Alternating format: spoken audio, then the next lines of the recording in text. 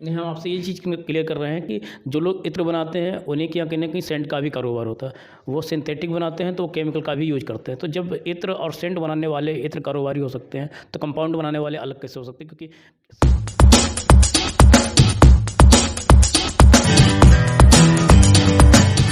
में जब से पीयूष जैन के कई ठिकानों पे छापा पड़ा है, तब से देश-विदेश की मीडिया में इत्र कारोबार छाया हुआ है।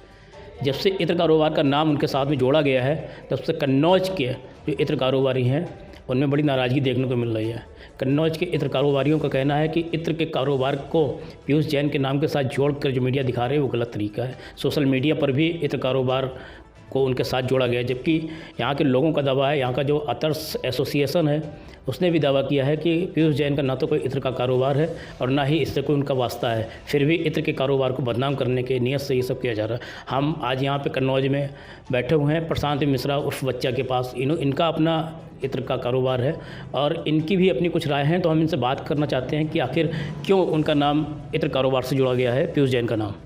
देखिए क्या है कि हमने स्वर्गीय श्री गणेश शंकर विद्यार्थी पत्रकार के रूप में जो अपनी एक अलग उनकी पहचान थी, हमने उनकी भी जीवनी पढ़ी है। मैं पढ़ने का शौक़ है, तो पत्रकारिता में कहीं ना कहीं से मुझे एक धूमिल छवि दिखाई पड़ी कि चाहे कोई भी मीडिया हो, फ्री के समय हमने भी टीवी चैनलों को भी देखा और मॉर्निंग में अखबारों न्यूज़पेपरों को भी पढ़ा। हर जगह इत्र के कारोबार को जोड़ा गया है, जबकि ऑन पेपर जितने भी अधिकारियों ने छापा डाला है या डाल रहे हैं, उनके किसी भी प्रकार के छापे में मुझे कहीं से भी देखने को नहीं मिला है कि पीयूष अमरीश जैन नाम के व्यक्ति के यहाँ जो छापा डाला गया, उनके किसी कारखाने पर दबिश दी हो। उनके मकान पर दबिश दी गई, उनके बंगले में दबिश दी गई। जब कारखाना है ही नहीं तो दबिश डालने का सवाल ही नहीं उठता है। और कारखाना मीन्स इत्र मैन्युफैक्चरिंग यूनिट, जो कि एक कुटीर उद्योग है। और अगर अतर मैन्युफैक्चर जितने भी हमारे कन्नौज में हैं, वो सब लोग किसानों से जुड़े हुए व्यापार करते हैं। किसानों से, चाहे वो गुलाब हो, चाहे मेहंदी हो, चाहे बेला हो, कोई भी फ्लावर हो, वो प्रोडक्ट वहाँ से परचेज करते हैं। और परचेज करने के बाद फिर सेकेंडरी हम लोगों का प्रोसीजर आता है कि हम लोग गौशाला से और प्लस घरों से ये संपर्क करते हैं कि जो गौ पालन किए हुए हैं, हम लोग उनसे बना हुआ गाय के गोबर का कंडा का इस्तेमाल ईंधन के रूप में करते हैं।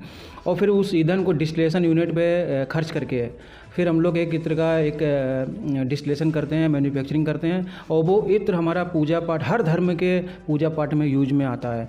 किसी भी धर्म का, हिंदू मुसलमान, हर धर्म में इत्र का यूज होता है।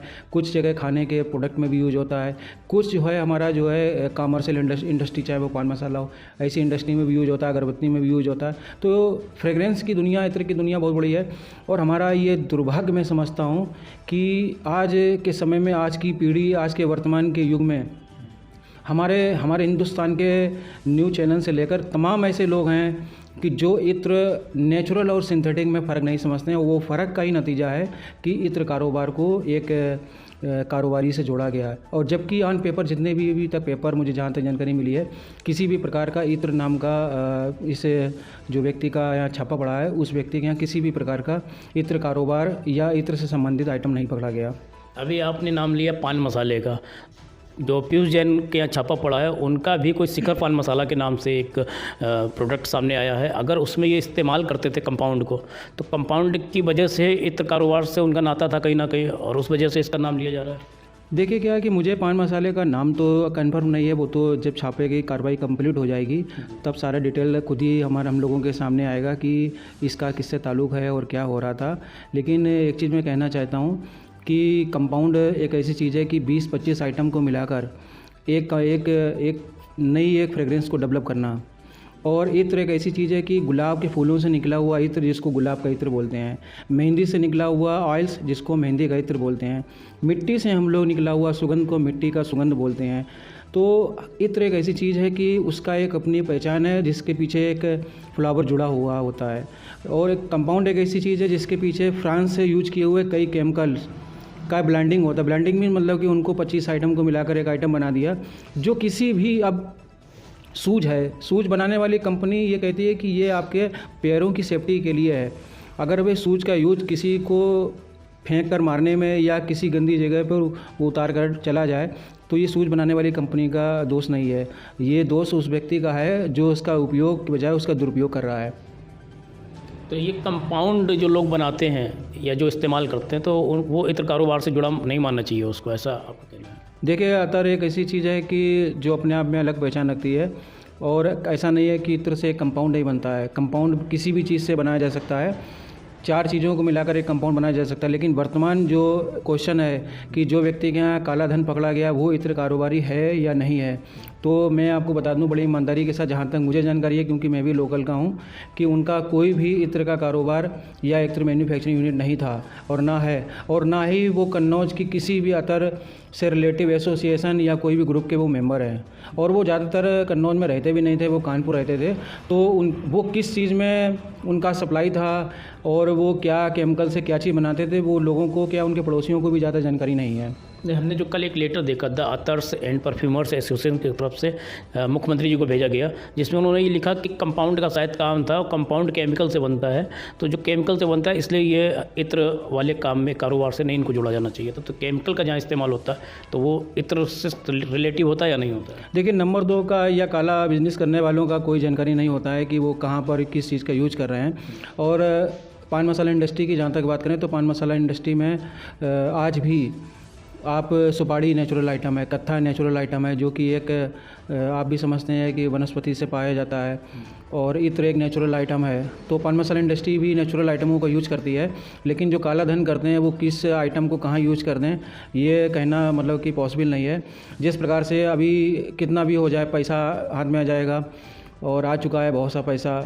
अधिकारी भी मतलब कि पूछताछ करेंगे, पूछताछ के बाद कुछ निष्कर्ष निकलता है कि नहीं निकलता है वो ईश्वर जाने, लेकिन काला धन का कोई भी रास्ता नहीं होता है, और ना ही कोई कंफर्म कर सकता है ये काला धन का यूज कहाँ पर किस लिए किया गया था। और काला धन गलत व्यक्ति कहीं से भी पैदा कर सकता है।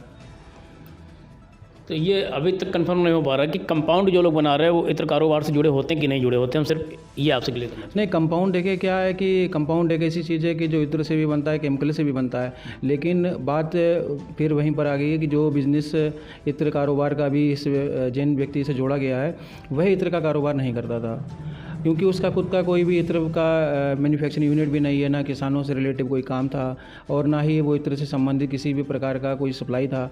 और ऑन पेपर जैसे मैं भी प्रिंट मीडिया, इलेक्ट्रिक मीडिया में देख रहा हूँ, इत्र कारोबार से जोड़ा तो गया, लेकिन एक भी उनके पास कारखाना या किसी भी प्रकार का डॉक्यूमेंट्स नहीं मिला जिससे ये साबित होता हो कि वो इत्र कारोबारी थे। चलिए, तो ये प्रशांत मिश्रा उर्फ बच्चा जी थे जिन्होंने बताया कि उनका कोई कारखाना नहीं था इत्र से संबंधित, और बेवजह इत्र का नाम उनके साथ जोड़ा जा रहा है, जिससे इत्र कारोबार की कहीं ना कहीं फजीयत हो रही, बदनामी हो रही है। और क्या संदेश देना चाहेंगे आप मीडिया के साथियों को जो इस तरीके की खबर चला रहे हैं? देखिए, मेरा इत्र कारोबार जो है, हम लोग सभी धर्मों को लोग यहाँ पर मिलकर काम करते हैं, चाहे वो किसी भी धर्म का हो, चाहे गरीब हो, चाहे हमारा बस स्टाफ यानी कि बसों पर एक पढ़ा लिखा बालक, 20-25 साल का बालक आपको बसों में इत्र ले लो कन्नौज वाला, इत्र ले लो कन्नौज वाला कहकर आवाज़ लगाते हुए बेचता मिलेगा। और एयरपोर्ट, इंटरनेशनल एयरपोर्ट पे हाईटेक काउंटर पे भी इत्र का बेचते हुए मिलेगा। और वहीं आपको एक छोटे से मंदिर से लेकर और बाबा विश्वनाथ तक की इत्र को चढ़ाते हुए लोग मिलेंगे। बाबा अजमेर की दरगाह से लेकर और सऊदी अरब और दुनिया तक मुस्लिम लोग इसका यूज करते हुए या इत्र को दरगाहों पे चढ़ाते हुए मज़ारों पे मिलेंगे। तो इत्र एक ऐसी चीज़ है कि जो दुनिया में सुगंध फैलाती है। और इस प्रकार से मेरा ये सभी मीडिया से या सभी लोगों से निवेदन है कि अगर कोई भी व्यक्ति इत्र कारोबार से नहीं जुड़ा है तो इत्र की सुगंध को दुनिया में फैलाने का काम करें, ना कि इत्र के कारोबार को इस ऐसे व्यक्तियों से जोड़कर उसको बदनाम करें। क्योंकि हम लोग हमेशा सुगंध फैलाने का काम करते हैं, हम लोग किसानों के साथ मिलकर। अब आप समझिए कि छोटा सा कन्नौज है, लेकिन यहाँ पर इतनी बड़ी गौशाला की ज़रूरत नहीं जितनी कि बड़े बड़े महानगरों में गौशालाएँ सरकार ने बनाई।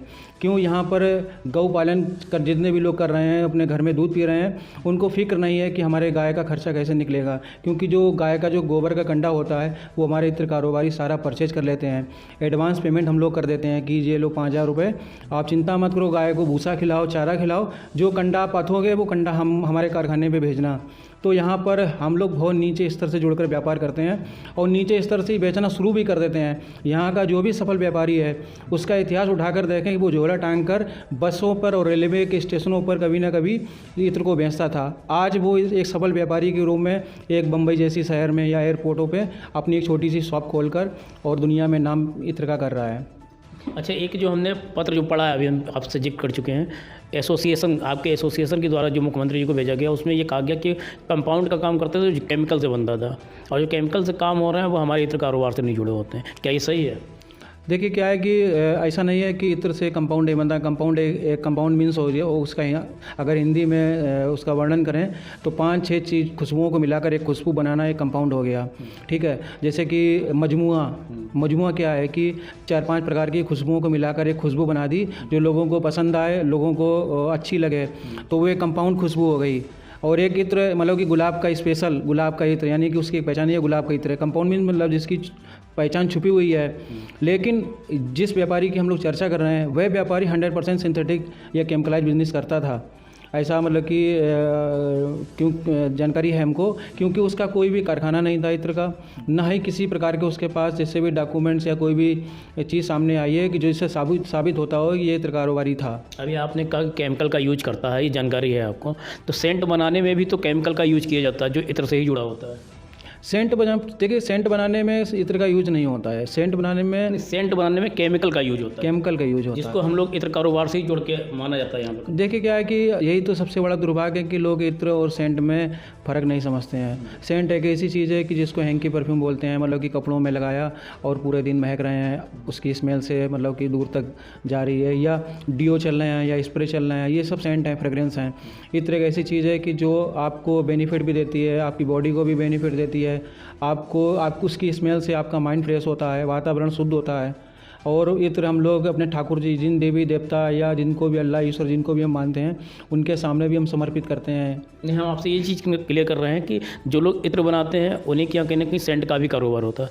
वो सिंथेटिक बनाते हैं तो वो केमिकल का भी यूज करते हैं। तो जब इत्र और सेंट बनाने वाले इत्र कारोबारी हो सकते हैं तो कंपाउंड बनाने वाले अलग कैसे हो सकते हैं? क्योंकि सेंट में भी केमिकल का इस्तेमाल किया जाता है और कंपाउंड में भी केमिकल का इस्तेमाल। देखिए सेंट जितने भी दुकानदार कन्नौज में है वो कॉमन चीज़ लेकर चलते हैं, क्योंकि कपड़ों में लगाने वाले भी आते हैं और पूजा में यूज करने वाले भी आते हैं। जितने भी कन्नौज में हमारे दुकानदार हैं वो कई कंपनियों के सेंट भी रखते हैं और कन्नौज का बना हुआ इत्र की भी रखते हैं।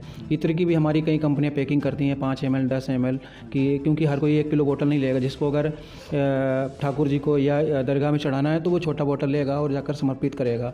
तो सेंट और इत्र दोनों बेचे जाते हैं कन्नौज में, ये बात सत्य है।